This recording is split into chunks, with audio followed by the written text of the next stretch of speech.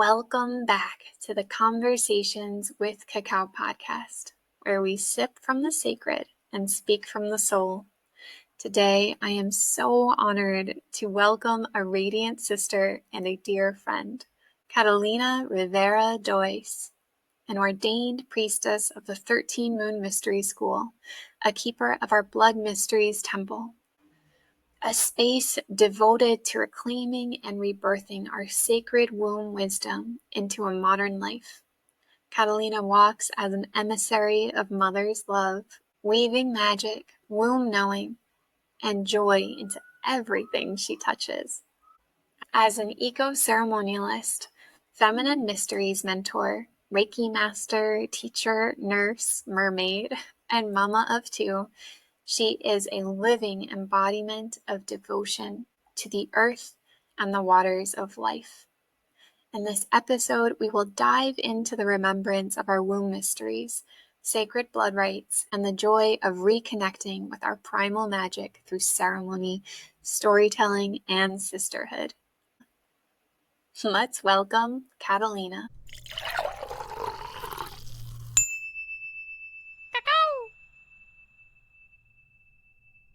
I am joined here today with Catalina Rivera-Dois, and she is a fascinating feminine flow.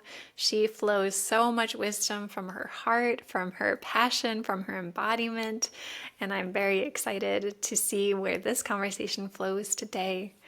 And before we even get into this conversation, as we always do, taking a few moments to move from our mind, that active mind that likes to think and grab on to places, people, things that haven't even happened yet, or maybe ruminate about things of the past. And just allowing this time here to let that all go. That you begin to create some space for yourself to maybe hear something new. Space for yourself to receive, to feel nourished by the words, by the energy, by the conversation. Allowing yourself to arrive in this moment, knowing that the future will be there. Letting the past be in the past, and all of the things we need to tend to, just for a few moments, or for the length of this conversation, or maybe the length of this meditation, just setting them down. And really giving yourself these few moments to connect in with your heart, to connect in with cacao, and begin to feel where you are. Little by little, or maybe quickly, calling yourself back into your heart, back into presence.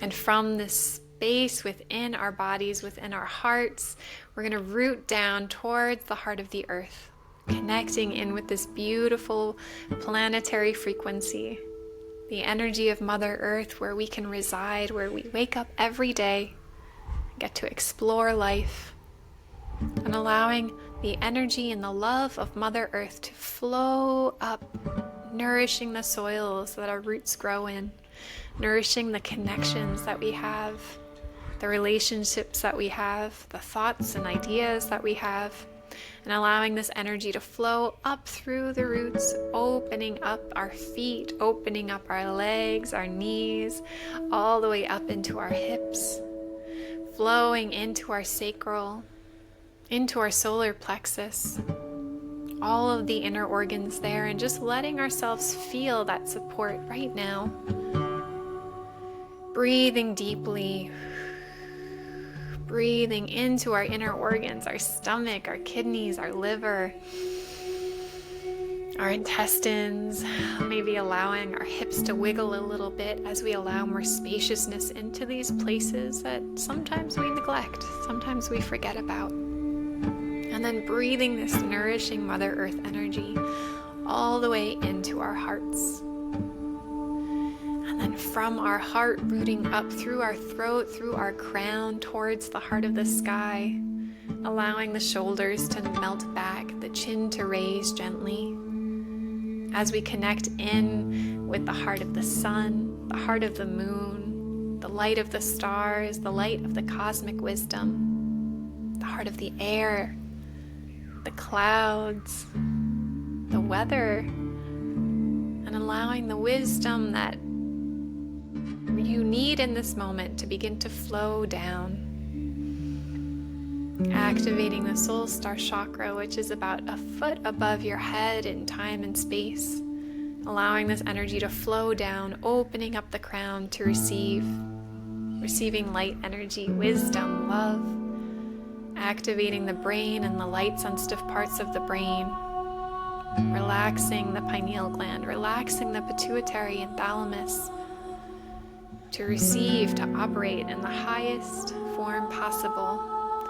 Breathing this energy into our eyes, into our ears, into our mouth, into our throat, and feeling this light energy beginning to create more space around our words, more space around the stories that we carry with us, and that we really begin to taste the words that feel good to us, that feel good to speak, that feel good to share to a loved one or to ourselves.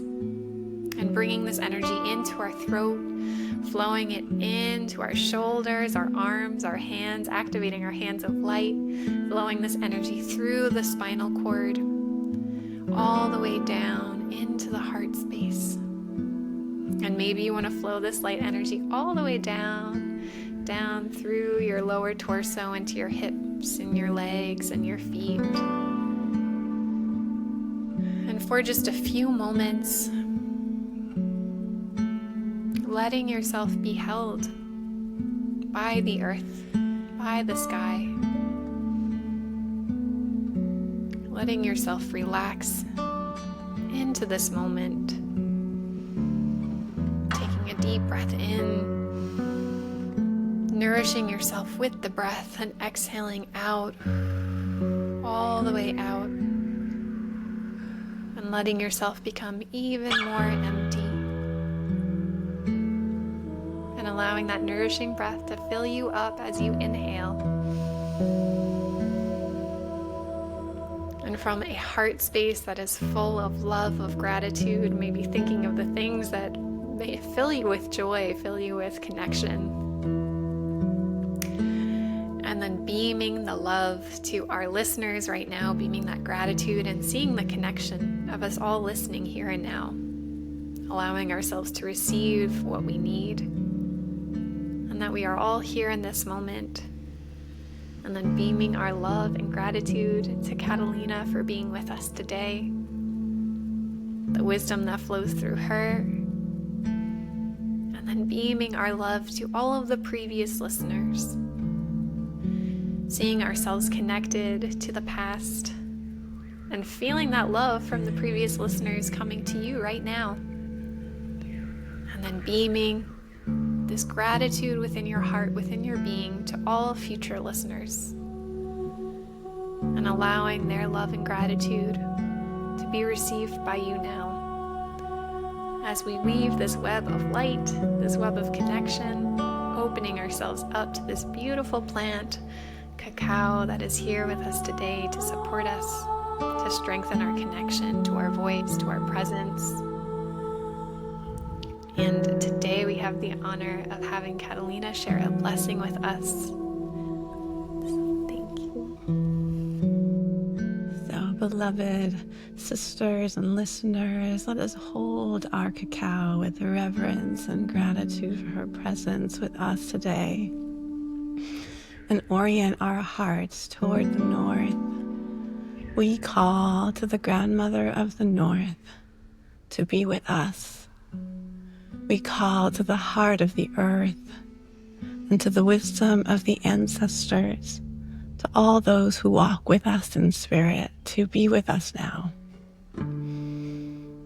We honor the ancestors of the land that we walk upon, the ancestors of the land where this cacao was grown and tended to, And we honor the lands and the ancestors of every land that we have walked upon and that have nourished us and that we have offered into with love. Receiving all that comes from the north with such gratitude and love. Orienting our cups and our hearts toward the east, we call in and honor the grandmother of the east. We honor the rising sun and new beginnings and all that comes to us through those beginning rays of light. We honor and call upon the air, the breath of life, the lightness of spirit, the spontaneity, the clear sight, and clear words that come through the east, asking for your blessing, giving our gratitude for all that comes from the east. We orient our cup and our hearts toward the south, calling on the grandmother of the south, of warmth and family and harvest, giving gratitude for our family, for the abundance in our life. Calling on the heart of the fire, the warmth within us and all around us, that spark of divine light, our passion, our joy.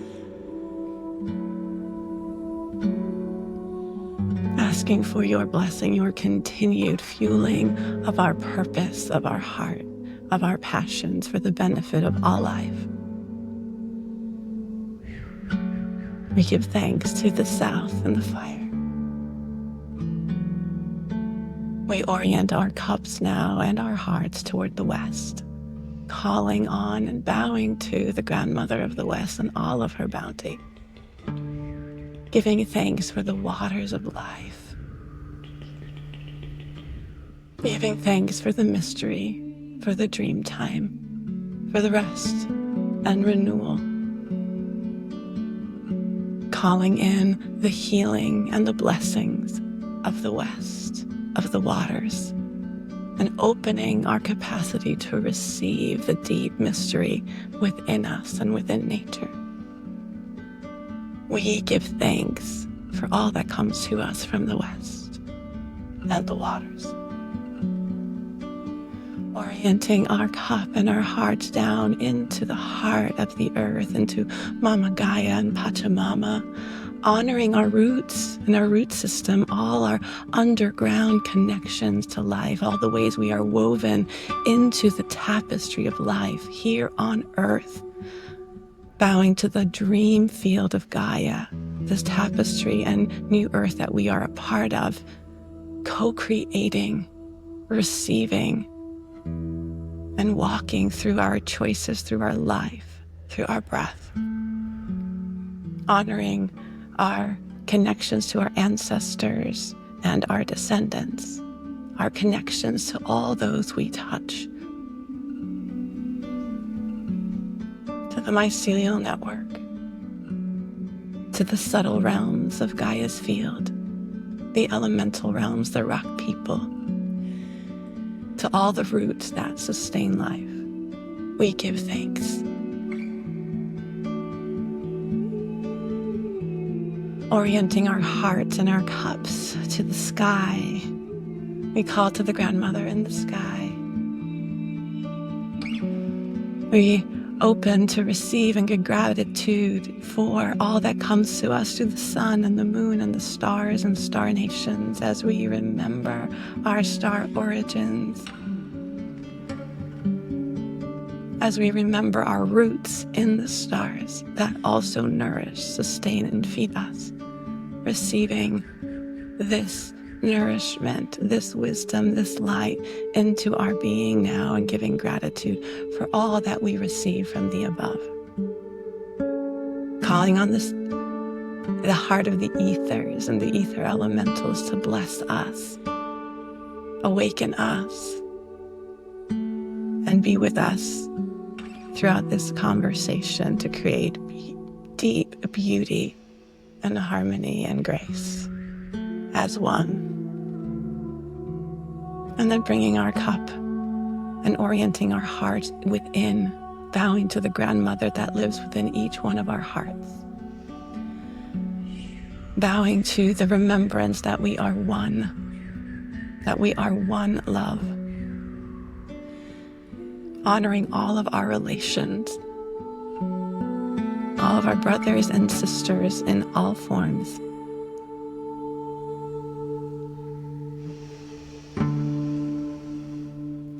And honoring here this wonderful, beautiful medicine that is in our cup, bowing to the heart of Mama Cacao and all that has made it possible for Mama Cacao to be in our cup today. Bowing to this beautiful spirit of nature, heart of the forest, heart medicine, opening us up to the beauty, the oneness, and the interconnection of all life, that we may remember our oneness. Thank you, Mama, for being here. Thank you for all that you bring into our lives, all that you open us up to. And may you open the hearts of each listener here today to exactly what they need to receive here for their highest benefit and for the highest benefit of all life. And so it is, and so it is, and so it is. Inviting us to place your unique personal prayers into this cup full of prayers now. Whatever is in your heart to ask of our medicine, in humility and reverence and gratitude.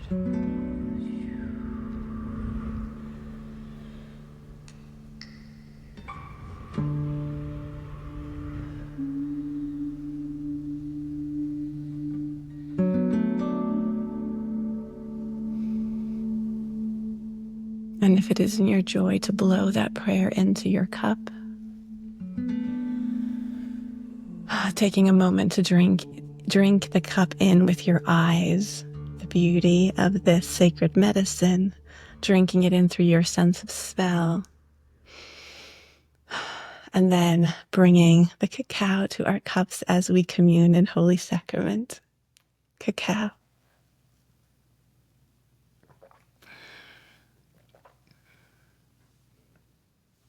Thank you so much.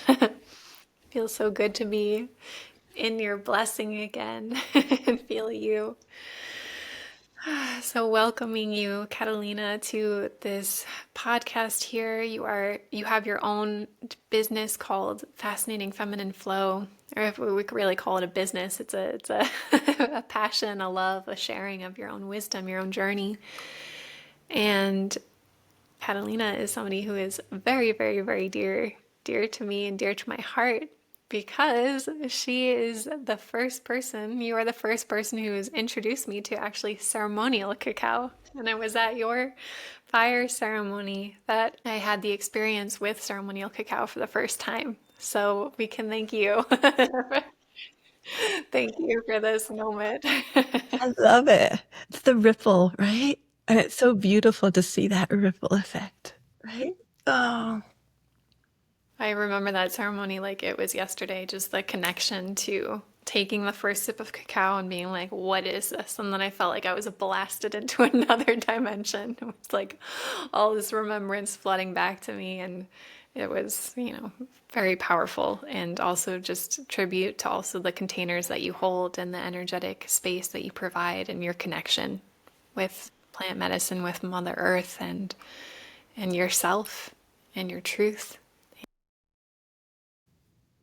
Well, thank you for that reflection. And it's so beautiful to just receive that first experience. I hadn't made that connection. And yeah. Loving that place of resonance, right? When we connect to medicine in that heart open way, it's just so deeply powerful and transformative. Yeah. So thank you for being here today. And if you wouldn't mind sharing a little bit about yourself, sharing about your journey and how you actually came to work with cacao. Ooh. Okay, so let's start with the cacao journey, since that's the thread you brought in. And thank you, beloved Alex, for this invitation to sit with you. There's nothing better than sitting with a cup of cacao with a friend, right? And heart open community. So, how it came to cacao, it was through Mother's grace, to be completely honest, because, I have been, a spiritual seeker throughout my whole life. I started my first Gnostic group at 16. I was, a Reiki master by 18. I explored all kinds of different, spiritual paths and practices at that point of my life, really focused on health and well-being and spirituality and different modalities. And it was actually through a couple of sisters that worked with me with Reiki, that were in training with me and came to my Reiki healing circles, that also knew that had done extensive work with plant medicine at some point of my journey, that, asked me about cacao. And I was like, you know what? I've never had ceremonial cacao, but that doesn't mean we can't explore that possibility. And within, a couple of weeks of that conversation, another person walked into my life and said, I want us to have cacao ceremonies here. Have this, here's a gift of, 8 ceremonial cacao cups and I'll offer you my backyard so that we can actually do this. So it was like the world, the universe coordinated. Mother was like, this is something that you need to step into and begin sharing. So at this point, I had worked with several medicines before. So though I was unfamiliar with cacao, I was familiar with working with plant medicines and sacred medicines. And ultimately, though each one is unique, the way in and the way to work with them, at least at the beginning, is very similar. So I started my own journey getting to know this beautiful plant ally, right? And with all the other background I had, holding circle and ceremonial space, bringing together what felt authentic and powerful, and how cacao wanted to be offered through me, basically. And that's how the cacao ceremonies that you stepped into came to be. And yeah, and it's been such a beautiful and powerful journey. And I'm so grateful to cacao. And I'm really feeling in this conversation how much, for at least for me, this conversation is about just really celebrating and honoring and bringing gratitude to this medicine and for the presence of this medicine in my life and all the ways it has supported me. Right. And for me, it was very powerful because one of my core, I've done many, many things through my lifetime, all in this realm, but I found that the core of my work, the heart of my work, is bringing women specifically, though it's open, of course, to all beings, but I work primarily with women, bringing women back into the magic that they hold within themselves, right? And that connection to nature, that connection to the inner wisdom and power and magic and love and resources, and how that is just a mirror of what is outside of us. So it's that kind of inside-outside connection. And, my most powerful medicine experiences of all the medicines that I've tried has been moon blood and our connection to our womb blood and the magic that comes through that. That being said, ritual with moon blood is limited in terms of quantity, right? So when cacao stepped in, it's this beautiful marriage of our womb medicine with the heart medicine, where we have that potent catalyzing deep work that comes with moon blood for the new moon or the full moon, and when our cycle comes for the small amount that we have, right? And cacao was this way of remaining connected to this place of offering and being in connection and gratitude with the earth, particularly throughout every day, right? So cacao is my ally and the vessel and the medicine that I use every single day to come out to my land and anchor in and connect to the web of life and offer my gratitude, offer my blessings, offer my prayers. And that has been what is, most powerful for me in that there's there's naturally a part that comes back into with the healing that she brings into us. But for me particularly, the biggest impact is this place of being able to come out into the land and say thank you, right? To honor, to say thank you, to bring balance and healing to our relationship as humans with the earth, with life, with the ancestors. So, yeah. So my work is blood mysteries and ceremonial spaces that include cacao and fire and water. I'm all about the elements. So I am I like to say, a all-terrain priestess. I will hold ceremony in the snow, fire in the woods, which you've been a part of, right? In the middle of the ocean, swimming naked, and in the fire and in all seasons, in the rain, in the sunshine, right? It's all about just really being in connection with all life. Yeah. So, yeah. So beautiful. And it's beautiful to hear you speak about this in this way, because we've never really had a conversation about your journey. So it's nice to have these insights as well, and hearing more. Knowing you personally, it is such a also beautiful reminder, because now we don't live close to each other. For our listeners, we don't live close to each other anymore. We actually used to work at a school together too, and Catalina would come to me sometimes and steal me away and say, I have these flowers, do you want to make a mandala with me and offer it to the earth? And I was like, yes. Or I'd pop into her office and we'd have and share a cup of cacao in between teaching, and it was just the most beautiful and grounding time for me as well, like the doors that you opened. And one of the things when I think of you is just, yeah, your deep connection and reverence for the earth, and bringing that connection back down to our feet, to where we are on this planet, and how do we give respect? How do we really honor where we are? You know, the trees outside of our doors, the land that supports us, that nourishes us, that provides shelter. I would love to know how this connection came to be for you. Was it something that you were just born with? You've always had it? Or is it something that No, developed? nothing. This is for listening. Nothing that I have or have developed came naturally. Because I feel like so many of us have this idea that, intuition or psychic powers or connection is something people are just kind of naturally born with, and that's it. No. Like, I remember when I even with Reiki, the moment my first encounter with energy medicine, I saw nothing, felt nothing. I was like, what is this? Like, nothing. So to be completely honest, I've always had a yearning. Like, I've always loved nature. I've always been out in nature, hikes, camping, that kind of thing. But I always carried a deep yearning of this feeling of knowing that the deeper connection was possible. There was a deeper connection that I couldn't quite reach. As much as I love nature and was in nature constantly, there was this inner feeling of there being a barrier, of somehow that I still have these images of like walking through the forest and feeling like that my vibration just wasn't quite matching the forest's vibration. And because of that, like there was a disconnect. And as much as I could bring in the beauty, there was this world that I couldn't quite touch. And it was when I discovered the blood mysteries that shifted. I really came back into the remembrance and the knowing of the magic we hold as women and the power of our blood, and began offering it into the earth, that everything changed.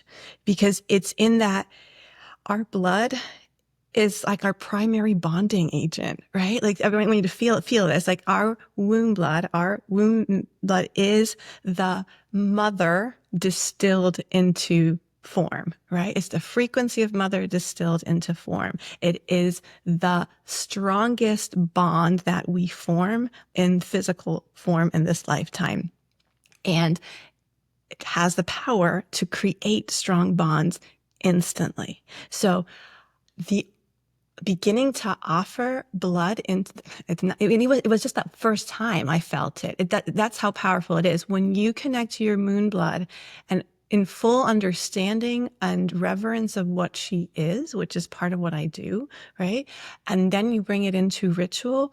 It's like a starburst of energy, and it creates, again, this deep connection. Like, I can physically feel every place I've put my moon blood in, be it a river, a mountain, a backyard, a tree, there was an instant physical embodied feeling of oneness, of both being that tree or that ocean and being in that ocean simultaneously. So that brought this kind of yearning into an embodied experience that I couldn't shake off, I couldn't explain away, and that stayed with me. And the more I offered, the deeper that connection became, right? And the more lands I offered to, and then there was the offering to the elements, offering to the earth and the fire and the air and the waters, and connecting to the elements are not inert. They're fractals of consciousness, right? It's like the atom, the smallest fractal of consciousness that still holds the qualities of fire or earth or air, right? And when that connection becomes an embodied experience and there's direct communication, then all life becomes alive, right? So it was this gradual unfolding of the mysteries of life, and it all came through our womb blood. That coincidentally, and this is one of the reasons I also feel like cacao is such a central part of the medicine I work with and carry, is that our womb blood is the medicine of the tree of life within us. And this is the medicine of the tree of the heart of the earth. Right? So it works beautifully together. So yes, it wasn't instantaneous until I started working with Moonblood. And then when that connection was done, when that channel was open, then bringing cacao or any other offering like flowers or whatever it is that I have on hand took on a completely different dimension because that pathway was already open within me. Thank you for sharing all that. And I know for some of our listeners, this might be a newer concept and maybe even more challenging, especially since in our society today, there is a major disconnect and also a lot of stigma and repulsion placed against our moon time. But fortunately, the conversation is really changing. The past few years, there's really a big push for women coming back into their power in relationship to their menstruation. And I know this is the work that you do, so I'm sure you could share a little bit more about this wounding within the feminine, and if this is something that is a little bit triggering to someone listening, how they can begin to relate to this in a way that might be a little bit more compassionate. So what I'm going to ask our listeners to do for a moment, suspend everything you've heard about menstruation, from the medical to the cultural to the religious. Just suspend it for a moment, right? And I want you to sink into your womb, right? And feel this little layer of liquid red love that is here. Okay? Now, this layer of tissue and blood and protein and enzyme and all kinds of magical components that I will go into in a minute, your body lovingly crafts every cycle to receive and nourish and grow your child. Right? And I want you to feel that mama love. Doesn't matter if you've had children, are going to have children, or if even having children is part of your life. Each one of us has built into us this capacity to love as a mother, right?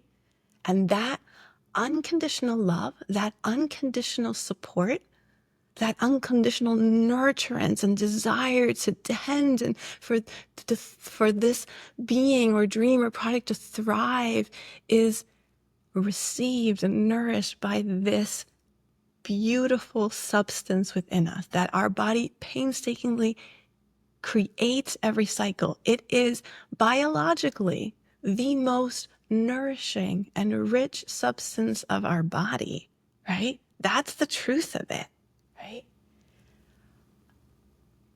And science is slowly catching up that it has stem cells, right? That are capable of creating any cell in your body. And what's more, there are stem cells that will benefit any being, right? Any genetic being, because it doesn't differentiate as an other. Our womb is the source of unity, right? So whatever stories we have received, the truth is, even from a biological perspective, that our moon blood is rich and full of love, right? Our womb in no way detoxes or, has any kind of cleansing function, physically or energetically, right? Our womb's heart and soul is receiving and creating life, right?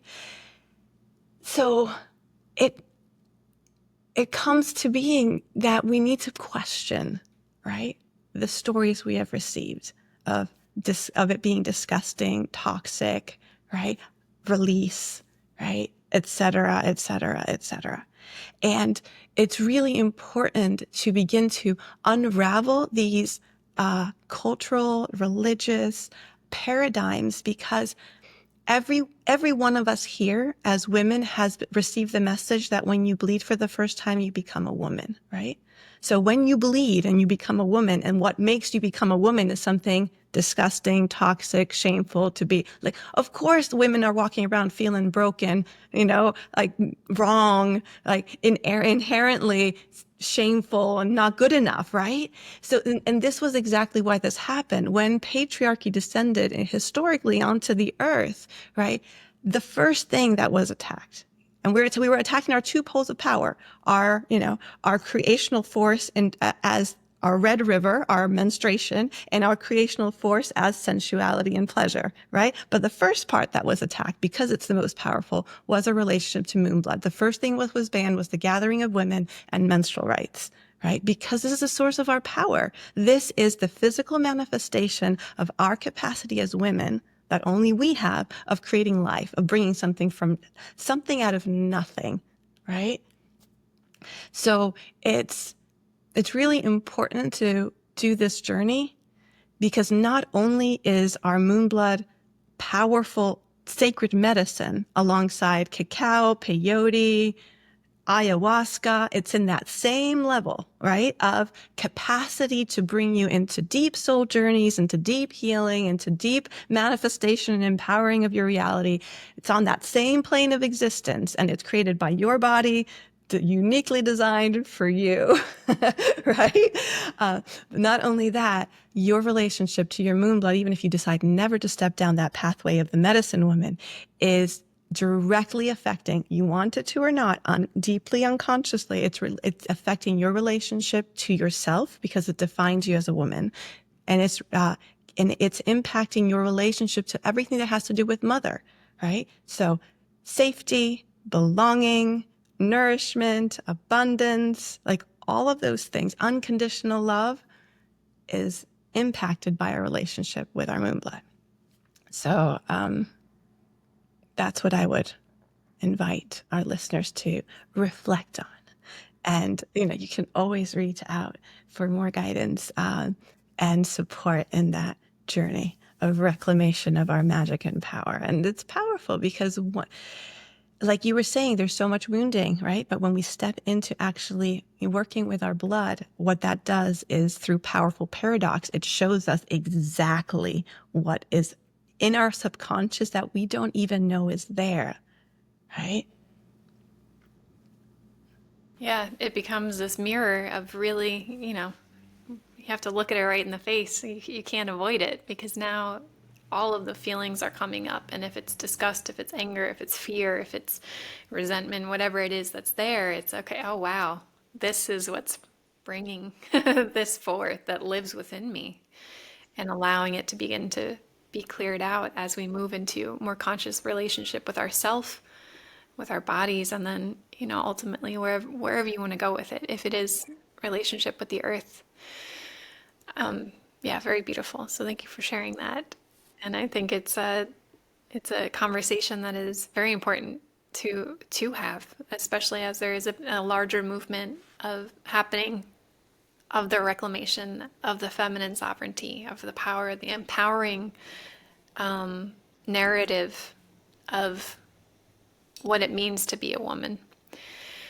And there is, I believe it's a Hopi prophecy that once women begin to share their blood with the earth, the men will return home for more, and there will be peace on earth again.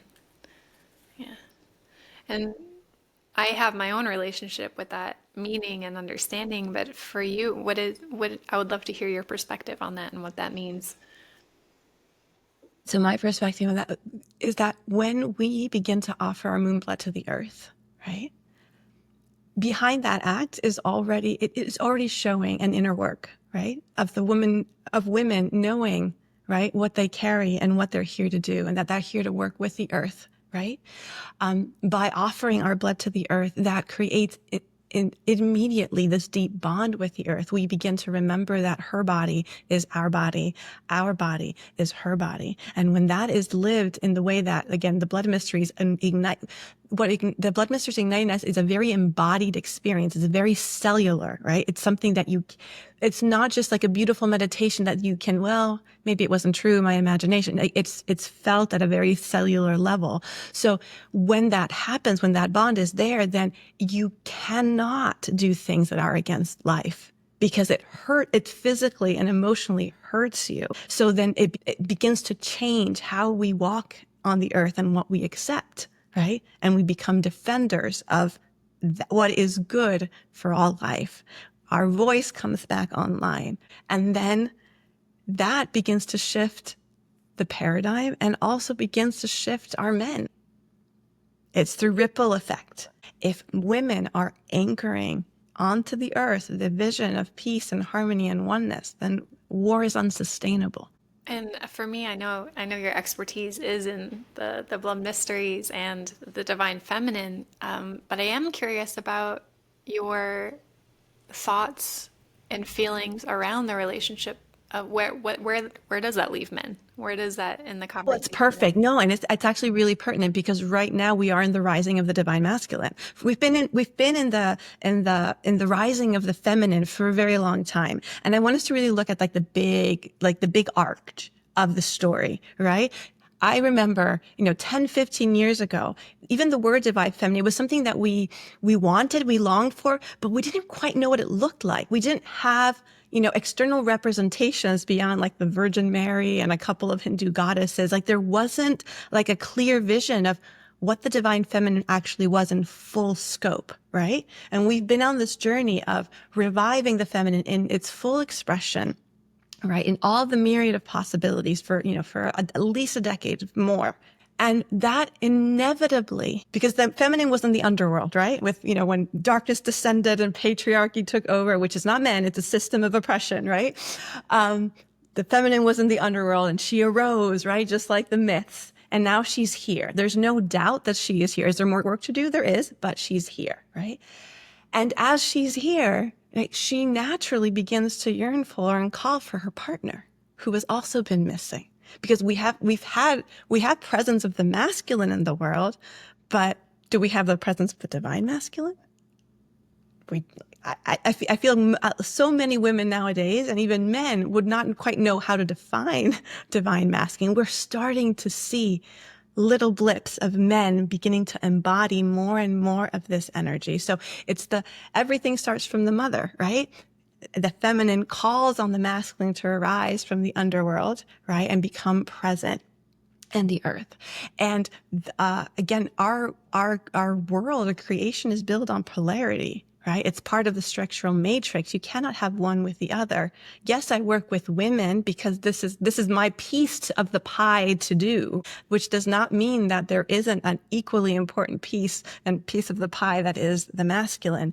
And especially when you work with the womb, you cannot exclude anything. It's a frequency of unity, right? So eventually you dive down deep enough, you come out the other side. You dive into the root, eventually you will be brought back up to the crown, right? You dive deep enough into the dark, you will be brought back into the light. You dive deep enough into the feminine, you're going to have to look at how the masculine lives in you and heal that part and bring it online as it's supposed to live within you. And as that happens, and this is what I've seen more and more in my work within the blood mysteries, as more and more of us do the work of the divine feminine, more and more of the divine masculine work within each one of us becomes necessary and activated, which is how we reach true sovereignty. And as women, as more of us are embodying the divine masculine, the noble masculine, that also opens a pathway and a mirror and a resonance field for that to be awakened in the men around us. Even as Gaia and Mother is awakening the hearts of men, embodied men on the planet, right? So it's not separate. It's just different points of access to the world, to the work. Does that? And I love how you shared that because the way you phrased it when you were initially wanting to establish your connection with nature, like you were in nature, but you felt like your frequency wasn't quite there. You weren't quite matching it. And to bring it back to the analogy that you just shared of like once we find and restore what divine harmony feels like within us, of the balance of what the divine feminine looks like within a feminine body, what the divine masculine looks like within a feminine body, that resonance field begins to offer a new vibration to meet yourself within. So it's almost like I just see that connection of like you in the forest and that offering, and like now that connection field is there because there's something to bounce off of, or we've raised ourselves enough to begin to have room to play, room to see each other.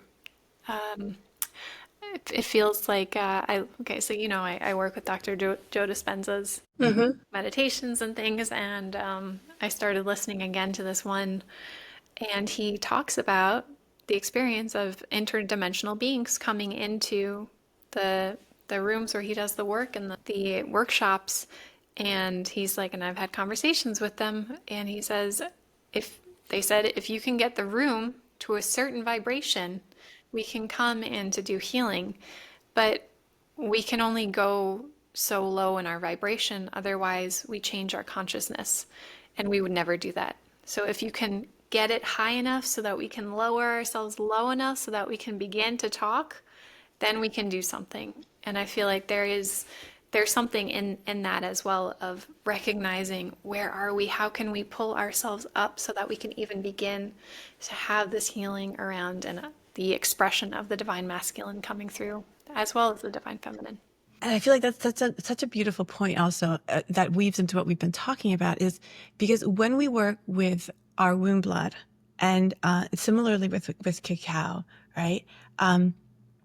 Like this is something that happens organically. And this is the thing, because I feel like so many of us at some point in our journey feel like there's so much that we need to do and strive for and become, right? There's that kind of push, when the deeper truth is that we're wired for this. Like this is what, and not only does our essence want us to, unfurl into these higher vibrations and, higher expressions of our essence in form, also all of life wants us there, right? Like the planet wants us there. Every creature wants us there because it benefits everybody, right? So the reality is that there is so much support, right? And it's less about kind of pushing forward and more about leaning back into what's already here. And if we can just trust that unfolding, that raising of the vibration happens organically. Right. And this is where working with medicine is so helpful, because it teaches us how to come back into ourselves and come back into connection and listen within, listen to that inner wisdom. Because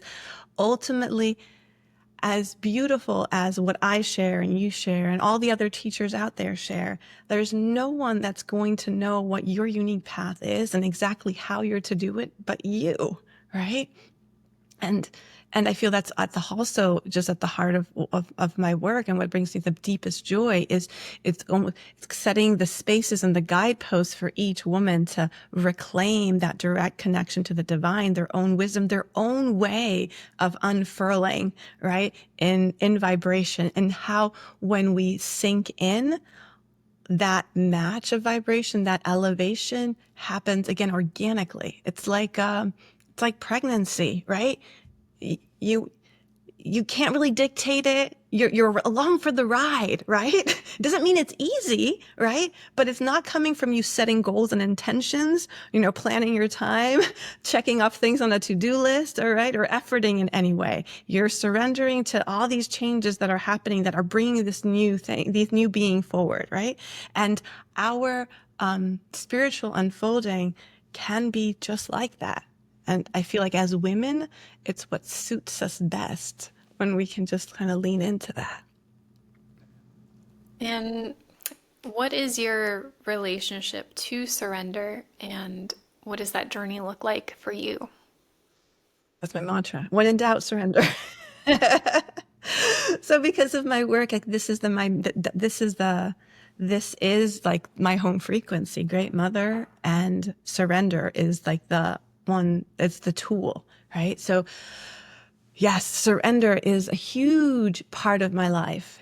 And it's important to understand because that as we dive deeper into surrender, we realize that surrender is not a passive state, right? Surrender is an active state of wakefulness to the divine impulses arising within you. Right? So it's an active state of flowing into your essence, of flowing into the divine, flowing into the mystery, into the life force that's flowing through you, right? And it requires fierce courage, right? Because you need to surrender control. It requires receptivity so that you can actually listen to what's coming, right? But inevitably, my experience is that it's what allows us to flow through the river, right? That is growing us in a way that is harmonious and beautiful and magical. Not always easeful, but it's always. I've never been. I've never regretted surrendering, right? Because again, the surrender that we talk about is a surrender to essence, to the divine, to the wisdom that flows through you. Yeah. I have never thought about that, but I have to say, quite the opposite. I'm like quite the opposite of it's always been better to surrender. Yeah. There's never been a time where I was like, oh man, yeah, I shouldn't have surrendered then Yeah, that's what I'm within saying. myself. Because as soon as I do, bam, I'm opening up a new dimension, a new gateway within myself. And then so much joy, so much love, so much relief comes in. So I love that you brought that in because it was like, yeah, whenever I'm sitting and struggling with myself in meditation and you're trying to get over the mind, get beyond the mind, get really find that flow. And just remember, there's never a time that I ever regretted doing this. So just let it go. Yeah. Yeah. Yeah, and again, surrendering is like it's like a river, right? When you're struggling, you say it's not that you're like bypassing it or putting it on your mind. You're surrendering to the experience. Okay, I'm here, right? What's here? Where am I being guided to? Where am I being moved? And yeah, like you, for me, it brings joy and it brings a sense of safety, right? Because the more we surrender, the more we get, because trust is not, it's not faith, right? It's different, right? Faith is the belief that something is with like no evidence whatsoever, right? Trust is built on evidence that you are there for me, that you come through, that this is true and real, right? And the more we surrender, the more we realize that there is this loving force, right? That is holding us within us and around us. And that is a powerful thing to walk in life with, that sense of trust, right? And the space where you say it is the flow, I really feel that a lot because something I realized for me recently, and also just the space where you said it's active, it's active awareness within self. For me, it was realizing the spaces where I would call upon, an energy that I'm working with, and then my energy would naturally, very, very, very quickly, would call that in and begin to shift. And what I was doing, it felt like I was putting up all these dams and these walls, and it's like, no, no, no, no, no, no, no. Like this doesn't feel what it's normally feeling like. And I was like, oh wait, that the sensation I'm calling in is actually instantly here. I just have to stop doing what I always do. That's blocking the sensation from doing its thing. So it was very active on my part too to just breathe and relax and just okay, let that wall down and let more of that feeling that is already right here move through me in a more free and flowing way. Yeah. Yeah. And it requires, like you say, that release of expectation of what it's supposed to look or feel like, and actually allow yourself to be with what is. Yeah. Yeah. Yeah.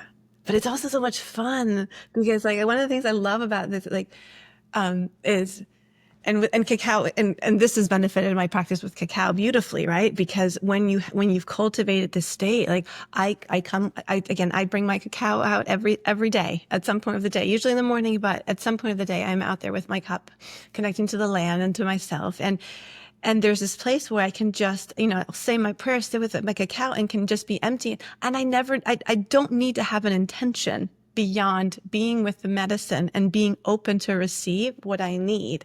And I never quite know what's going to appear, right? And that's the gift of surrender.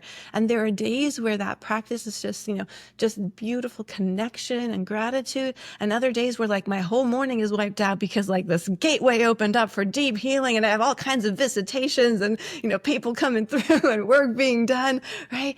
And it's so magical to live life that way, right? It's just so beautiful. So thank you, cacao. Could you share a little bit about the witch wound and what that looks like? And maybe, because I feel like this is something that's coming up even more now, especially within the spiritual communities, of what I'm seeing, more conversation around the witch wound and what that looks like. Okay. Yeah. Yeah, so the witch wound, it could also be called the priestess wound, it could be called the sacred woman wound, but basically at the heart of this is, and I can't stress how important this is because we all carry it, right? It's this, it's accumulation of both our personal experiences, our ancestral experiences, and our collective experiences of how, as women, we have been persecuted, hurt, ostracized, for sharing our gifts, our wisdom, our medicine in the world. So one of the kind of glaring historical examples are the witch hunts, where women, for no reason whatsoever other than they were connected with nature and herbs, right, were actively persecuted, tortured, and burned, right? And when something this, violent happens, that leaves a huge wound in our collective that we all carry and that reverberate out, right? And just like that example of the witch hunts, there have been millions of examples of persecution of women for simply sharing their gifts, being medicine women, standing up for nature, using their voices for life, right? Whatever it is, we all carry that, to some degree or other, that deep terror, right? That if I show up in my life and share my truth, if I show up authentically in who I am here to be and share the gifts that I'm here to share, whatever those may be they herbs, be a blog, because the reality is that the imprint at the most basic level, it's not about the medium, right? It's about sharing what is true for us and it not being received, and on not only not being received or thriving, it is, we're being actively hurt for that. So this is something that we need collectively to address because it is impacting us at such a deep level, because as long as that wound is active in us, we can't authentically show up in our lives, and our gifts are not being woven into the web. And that hurts us because it's painful. It's painful to know that you are here, that you have these precious stones to offer into the world that cannot be shared, right? And it's a loss for the world that needs those threads for the weave to actually be what it needs to be. And it's something that needs to be held with such tenderness, right? Because it is very real, right? Logically, I can say, you know what, if I show up here and talk about the blood mysteries, right, I'm not going to be, cast out of society. No one's going to come out and shoot me or burn me at the stake, right? But I can tell you, the first time that I even thought about talking about this, the terror within my cells was real, because all this wound and the frequency is held within our physical body, right? So it's something that needs to be addressed, but with so much compassion and with so much tenderness. because we need every woman to actually be here. As long as the witch wound lives within our body, we can't fully land in our body because our body is not safe. Because the witch wound, again, it comes back to being a woman, right? Because if it was a man sharing herbs, it would be fine, right? But it was a woman sharing herbs, right? So it's really, really important to allow yourself to feel the terror that lives within you, to acknowledge it as real, as valid, as the echo of thousands and millions of women that live within you, right? And all the examples we have in our own life where this was mirrored in some way or other, right? Hold that with love, right? And this is what each one of you will have your own modality. I bring all this to the womb and to mother. And this is why this is so powerful for me, because there are certain wounds that are so big that it's like, how am I one person supposed to heal thousands of women, right? And this is where the feminine sacred technologies can be so helpful, because then we become just a portal for this larger energy to come in and take care of it. Where my only job is to acknowledge it, feel it, open the door, and let mother in to wash it away. And then it's manageable. Then it can be done, a few tears, some medicine. And I remember that I'm safe. Yeah. That's what I would say about the witch wound. Yeah, thank you for sharing that in that way as well. I know I can speak personally as you initiated me in and through, knowingly or unknowingly, on my journey, in many ceremonies with you, because you would always do them outside in like public places. And the first time like doing those, oh my gosh, I was like, we're gonna get arrested, we're gonna wind up in jail. But they're gonna take my daughter away. Like Yeah. I'm not a fit mother. Like, but they're gonna on all these fears of just like I can't show up. I can't do this in person. I can't do this out on a beach. Somebody's gonna do Yeah. something to me. And then moving beyond that, like I got used to doing the ceremonies outside and in these spaces, and then we offered moon blood to the river or where we were, the forest, when we started this one ceremony together. And I was like, my legs, I felt like they gave out. Like I was just, again, I'm gonna be arrested. There's something bad is gonna happen, and I just moved through that, allowing that to flow out. And then we were also, again, this space where we were connecting, and it was such a deep place, connecting with the trees. And then these two guys, do you remember them? It was like a son and a father walked by, and I don't know if you've ever been to Long Island, there is a very specific type of accent and energy here. And he just walked by us and he said, "You guys meditating or something?" We were like, "We're impressed that you know what meditating is." We're like, "Yeah, that's what we're doing." And that was it. And that was a blip for me. That was, okay, like, it's safe. Like, I'm not going to be attacked by the masculine for connecting with nature right now. And I'm safe to be practicing in the way that feels good to me and establishing that. But there was so much to move through, so much fear, shaking in my body, just like real anxiety, and Yeah. facing that. Yeah. No, And you helped me move through a lot of that. it's very real. And what you say is really important. This is really important for all our listeners to really grasp. And this is why the practice, and this is why Moonblood, particularly, and bringing these practices back online, are so powerful, because you can only get so far with meditation. There's a part of our being that needs that tangible confirmation that I will not be arrested. My daughter will not be taken away. Right? Will not be thrown in the loony bin, right? Because that's another one that, typical one that we get, right? And it's in that tangible practice that we actually realize how much we carry. And of all the things we offer, because our moon blood is so powerful and it's so intimate, right? And it's so tied to the core wounding of womanhood, right? When we work with it, it brings all that stuff up super amplified, right? So you get that. Like, I still remember the first time I put moon blood on my altar. Like, I was starting to explore the blood mysteries. I was like, I'm going to put a little bit on my altar in my personal space, nobody around. Like, it couldn't be safer. And yet I could feel and I was completely committed. I like in my mind, in my conscious mind, like this was beautiful, this was sacred. I was fully on board. There was absolutely no dissonance in my field.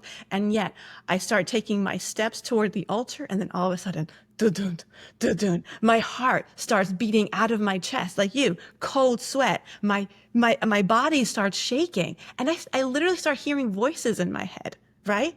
You're crazy. You're opening doors to the devil. You're opening doors of evil. Portals of hell will open up. Like all this stuff. And it's funny, like now I look back on it and like there were female voices, there were male voices, there were voices with accents, like from different like countries coming through, right? And it was like, it was so clear that so much of this wasn't even mine. It was just what I'd absorbed from the collective.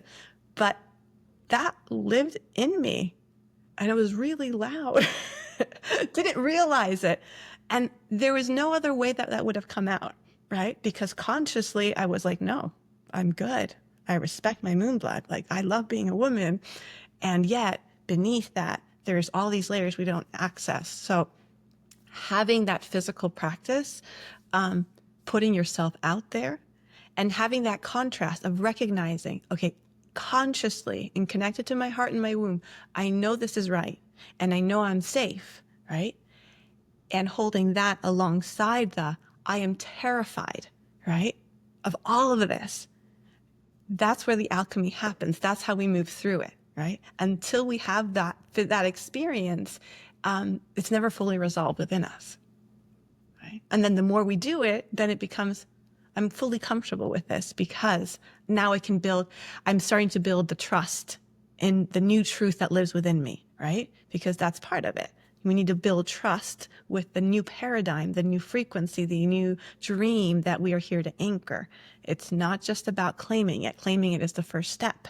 Then we have to build trust and fully anchor it. And that comes with actually living it, right? Every day and putting yourself out there and doing it, whatever that is. And through that, it feels like recognizing the patterns that, like, oh, I'm here again. Like, oh, I'm about to hold ceremony or make this offering, and then noticing all of the thoughts that pop in and just recognizing it. Okay, like, okay, this happens. I'm seeing the trend now, and loving yourself through it as you take that step forward.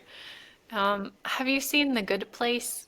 The Yes. TV show? Okay, so for those of you who have seen The Good Place, I always love this analogy. Do you remember the character Janet?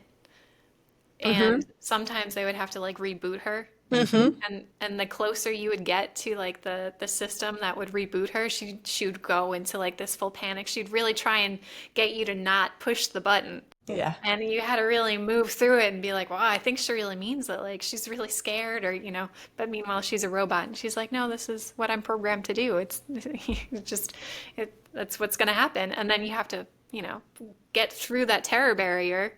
You hit the button and then she reboots with even more intelligence, with even more awareness and with even more connection and information. And I think I use that coming back to meditation a lot for me is like, okay, there's that terror barrier, move through it, and always on the other side, there's more expansion, there's more awareness and more knowledge of self that comes through. Yeah. And what you say is really important also is because it's a move through it, but it's a move through it with love, right? That's the mechanism, right? Because that's also something I often see, and I've had to like retrain myself even in my own journey, right? Of when we come upon a resistance or a challenge or a shadow, right? The wanting to kind of get rid of it, right? And how things change when we can simply embrace and love it, right? And surrender to the process, and we find ourselves on the other side, right? It's not through brute force that we go through fear or any of the challenges, right? It's through that loving embracing of what is and continuing to step through in love regardless, right? Yes, absolutely. Yeah. And also, I'm just feeling like that whisper of mother. allowing ourselves to really be compassionate, especially for anyone working with a witch wound or any deep wounding. We're talking about millennia holding this, right? So it's easy to become frustrated when, like, we meditate, we do our things, and it's still there, right? Like,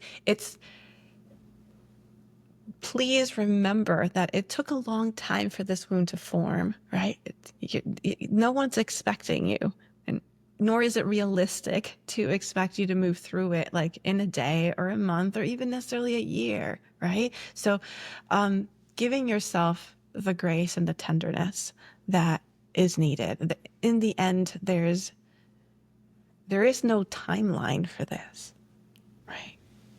Beyond the one that you're you're putting on yourself, right? So just, be gentle, be tender, and be compassionate with yourself. And this is something I've learned for myself when working with shadow and that's coming back to surrendering toward the organic timeline of the healing we're in. There's certain healing, and it doesn't have to do with the magnitude of it. There are certain healings that will happen like this, right? Some healing you will move through in an hour or a weekend.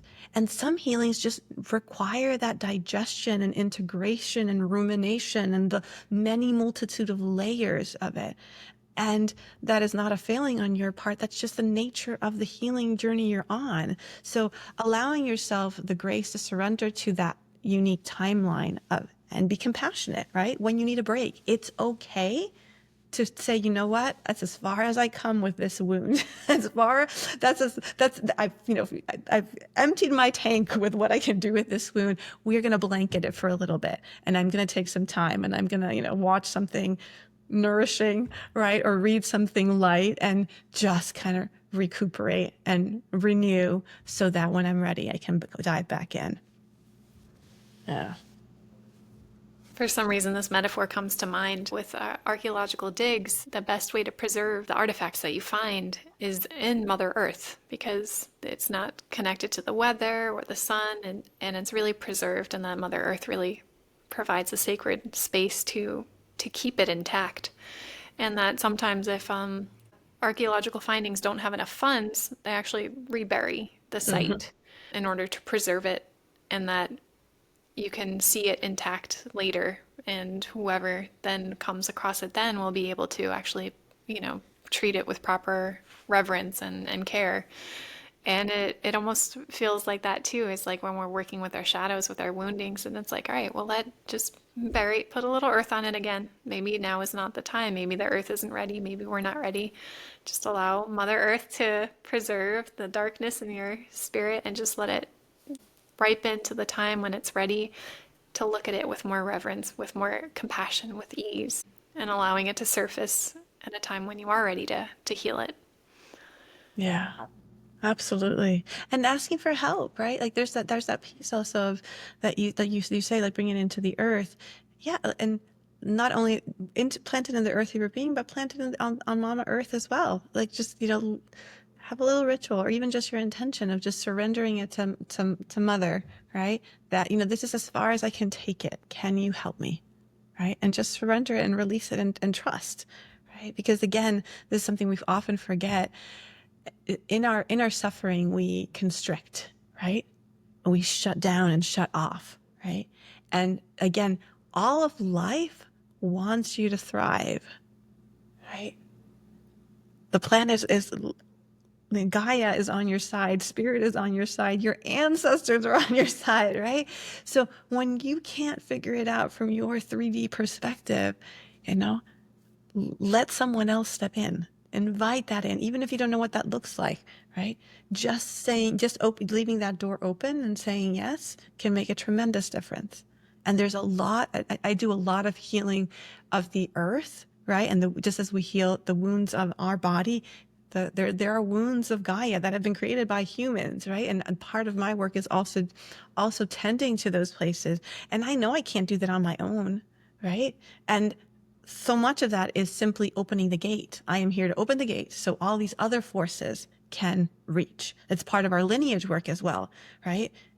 It's not my responsibility to heal every single ancestor backwards, but it is my responsibility to open the door so the love that flows through me and from Mother and Spirit to finally be able to reach those places that have been blocked off, right?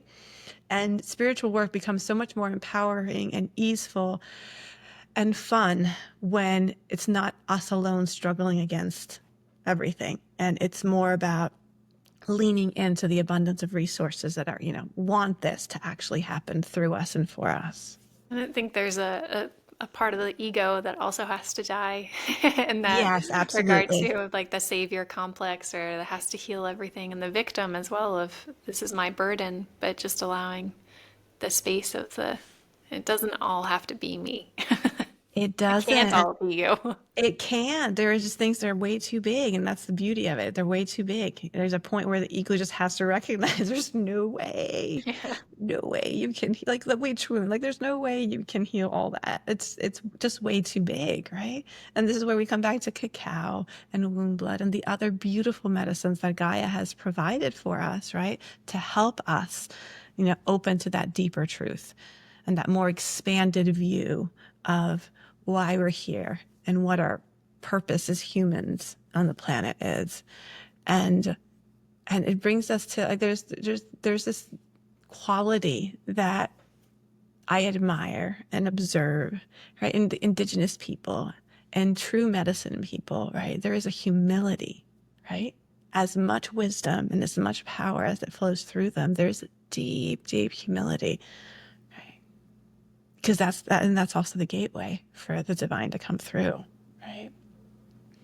So yeah, placing a prayer here for all of us to be able to cultivate humility and reverence for all life, all spirit, in all forms.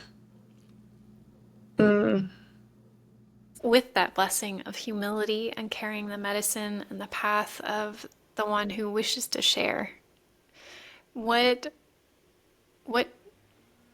advice, I don't know if it's advice, but what would you say to somebody who wants or feels that call to start working with cacao and sharing it in that way, and how to go about that? So the first thing is personal, right? So many of us feel that call to be in service of others, right? But when relating to medicine, the most powerful way you can serve anybody else is you have a very powerful connection to that medicine. Like that is the first building block. So creating your own powerful, deeply connected and embodied practice is like the first step always. And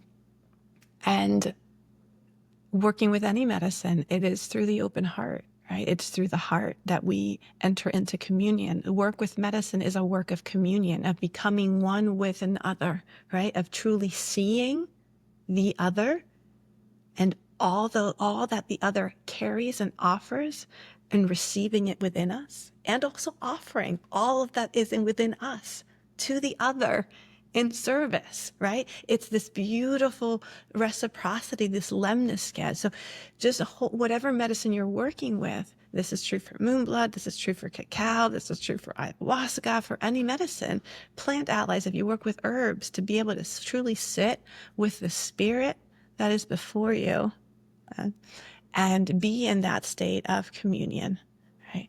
And the gates of humility and reverence help as well. Being grateful, opening your heart, and allowing yourself to deeply listen and be empty is, because again, it's when we sit with a medicine at the heart, we want that connection, and that connection can only come through an open heart. And the other thing that's coming through that's important is rhythm, right? It's this place of, I'm seeing so many different things right now. There's so much that goes into working with medicine. It's a big question, right? But ultimately, I would give you this lensing. It's like you're meeting, you found someone that you want to become friends with, right? And just like you would treat a friend, you need to show up for your friend. You need to share yourself with your friend. You need to deeply listen to your friend. You're not there to ask stuff from them, right? So often when we sit with nature, we want the big revelation. We want the big healing, right? No, it's like you want to actually create a deep relationship. You're sitting with that person unconditionally because you want to be with them. You want to receive them fully. You're not there to get something, right? So truly listening, truly being with them, allowing for there to be silence. It's so often that we want to receive and listen and receive something tangible in return.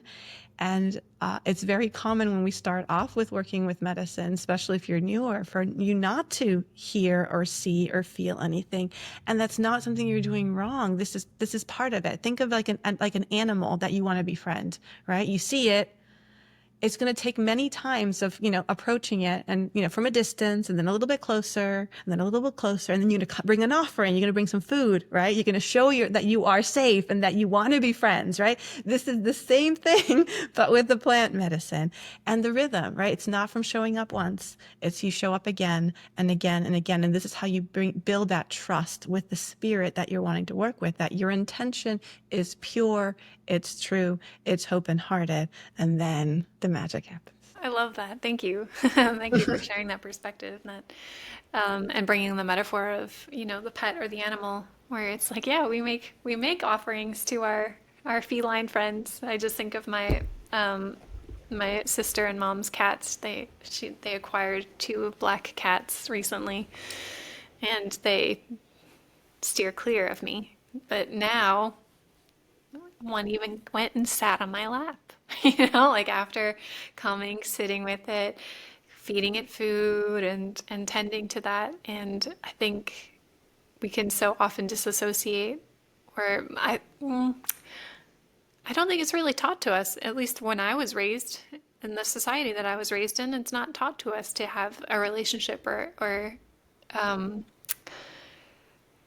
have a relationship with nature or plants. That's like Pocahontas fairyland, or and that's why the Native American traditions where I grew up inspired me so much, because there was a deeper reference. There was a knowing that the rocks that I collected, had meaning. They had energy, and because I would play with rocks all the time. But if we don't have that outlet, I think we begin to disassociate that from being a living being. That's where cacao weaves in beautifully, because you can make an offering, right, to the rock. You can make an offering to the tree. You can make an offering to the plant, right? And it's not difficult in terms of we all intuitively understand. We've tried to make friends with a wild squirrel, right? You show up, you bring peanuts. It's not complicated, but like you say, we haven't received the training. So it's so easy for us to walk into a forest and not honor the spirits of the land, or not honor the spirits of the trees, not present ourselves. Like, we would never walk into someone's house and not say, knock first, say hello, my name this is why I'm here, right? So it's not, they're not difficult concepts. We use them, but we only use them with other humans, right? And other humans that we actually care for. Because some of us, not even with all humans, just the ones that we deem important. Yeah. And there's this retraining of catching ourselves, right? When we are not seeing and respecting the life around us and entering into that. And the beauty of this is that it benefits everybody, right? Because when you enter, this is not just for nature because, you're making it feel better, right? Like that perspective, right? Not just, it elevates our frequency, and it opens us up to the magic and allows us to connect and have the experience our heart longs for. So yeah, may we all remember to walk with reverence and an open heart in all nature, and to make new friends of the trees and the plants and the animals and the air, right? And it's so beautiful when that happens, right? When I first started my spiritual journey, I could only dream about listening to the wind, right? Or receiving messages from the animals, or understanding the trees, right? Or, seeing giants. Those are things that were, part of the realm of fantasy, right? But it's through inner work, through medicine work, right, that we actually remember that all those things are are real.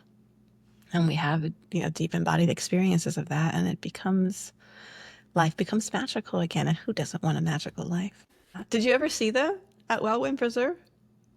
In Wellwyn? Yeah. No. Mm. Yeah. Yeah. Oh. I'll have to And visit. it came through the singing to nature, the singing, the offering. I still remember, and it was I wasn't looking for it, right? I was doing my duty as sacred woman, coming to the river, offering my prayers, giving my offerings, when all of a sudden there was like this rumbling. It wasn't physical, but I could feel like a rumbling in the earth. And I remember the first time I went to offer, or was maybe like the second time I went to offer, and I felt that. And then I heard in the wind, the giants are awakening. I was like, okay, that's strange. And then, the next week, because I would go every week to Wellwyn to offer, that's when the first one kind of peaked at a distance. And then every time they started coming closer and closer. And there were times where they would come to ceremony with us, right? It would always at a respectful distance, but they would kind of lend their presence, their energy, their celebration to our cacao ceremonies at the beach. Yeah, it was really beautiful. I think, for some people it sounds pretty wild to Yep. And feel like that's that. okay. You don't have to believe me. I don't expect you to. 10 years ago, I wouldn't have believed myself either. So the invitation is just to hold it lightly in your heart as a possibility and be curious about becoming more connected to nature and what may open up for you. Yeah. One of the elders that I worked with from the Amazon rainforest, he talked a lot about, in certain regions, especially in the north, that the lands are asleep because people have stopped making offerings to the Yes. lands. And the more we make offerings, the more it actually wakes up the earth because it kind of she went to sleep. She's like, all right, nothing's happening here. But the more we use our voice, the more these things like you were sharing of offering to the lands and then the winds start to stir and transmit the messages to the other rocks and trees and creatures and oh wait, there's activity happening here, there's energy happening, there's life flowing again, there's recognition of us here. And I'm not sure if there's something else you'd like to share about that. That is exactly the message I've been getting for the past, I don't know, 8-10 years, right? And then since I started making the offerings and I've, since we started, I've moved. For the listeners that probably don't know this, but I'm originally from Chile. I met Alex in New York. Then I moved to Florida, and right now I'm in Kentucky. So I've had this experience of offering, and I've traveled as well. So of offering to different lands, right? And creating deep connections in spite of all the changes.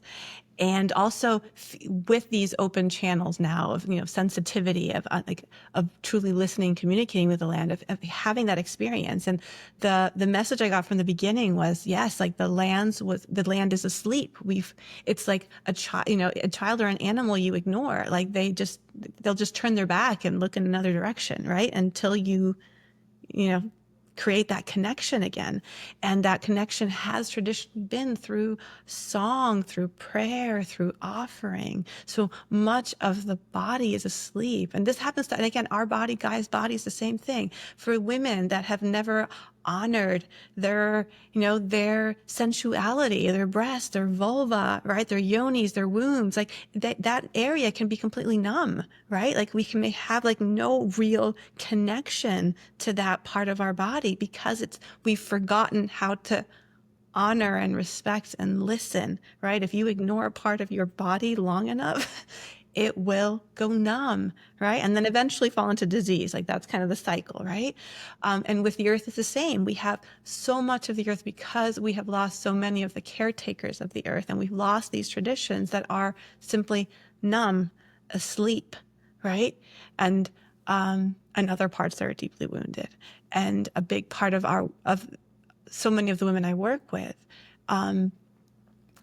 is taking up this role again of sacred women, of waking up the land, of weaving humanity and the realms of life and the inner realms of Gaia, the elemental realms, back together, so because we're meant to co-create. We are meant to be in relationship, right? And yeah, so any sister that is called to, sing to your river, sing to your land, offer your cacao. Again, moonblood is so powerful. And it's one of the most powerful offerings, and is universally recognized, right, as an offering of life. It's a powerful way to awaken a land and create deep connections, because you know our Indigenous people, the gift that they have is that they have not only retained this wisdom, but it's been a wisdom that has been embodied and lived for generations, right? They have, lived in that land, even though most of them were transported, but there's generations living on a certain land, right? Working the land, being close, connecting with the land.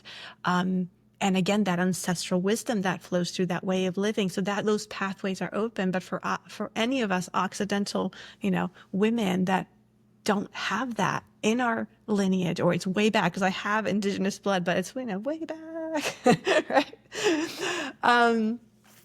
Then moonblood becomes this powerful agent to create that very embodied, very intimate connection. And I've lived it. I remember when I left New York, that was one of my fears. It was like, I finally created this really intimate, rich, connection with the land here, and now I am being moved, right? And having this kind of sacred technology, I intuitively was told that it was going to be fine, but I didn't know for certain, right? And then moving to Florida and now moving to Kentucky, I can say through direct experience that it matters not, right? Once you know how to relate with the land, those gateways are open, then it happens in a very short period of time that you are once again, and each land is different and with different characteristics and needs, but that deep communion is, it's anchored really, really quickly through in this way. One of the stories that comes to mind is my mother was recently traveling in Iceland with my sister, and there is a very rich history and tradition and acknowledgement of the elementals that tend to the land in Iceland, and the fairies, and Yeah. it's taken very seriously. Yes. And yes, they make offerings to them and make little houses for them. And Yeah.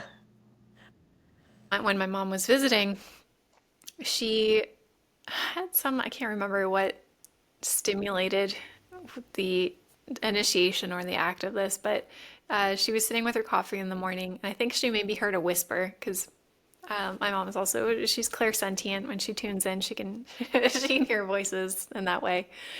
And she heard, "Oh, I want some," or something like that. And I was like, "Oh, that looks good." And she's like, "Oh, okay, well." And she left a little, coffee, and I think she had like a marmalade bread, and left some out. And I think it was something like they were traveling, and it was supposed to be rainy that day, and it was completely clear. Like some weather pattern completely cleared up. And when she met the people that were hosting, it was like some mother and son who were locals. And he's like, "Wow, it was supposed to be horrible weather today. Really interesting how it cleared up." And she's like, "Oh, I made an offering to the elementals. I gave them, some things this morning." And very seriously, they were both like, "Oh, that's good. Yep, yeah, that makes sense." That's why, they're looking out for you. And she continued the time that they were in Iceland making offerings. And usually she'd be there and she's like, "Oh, I really want that bite. Like, it looks like the best bite, but I know I have to," like, I'm giving it to the elementals. And she was like, "I was guided to the most magical places. I was missing the sign for like the main place that she wanted to go to. She couldn't find it. And then she winds up at this waterfall that's even more breathtaking." And all like lots of instances like that. And I love that. I love the magic of that. The connection to, yeah, we're guided. Yes, there are spirits with us that are tending to the land.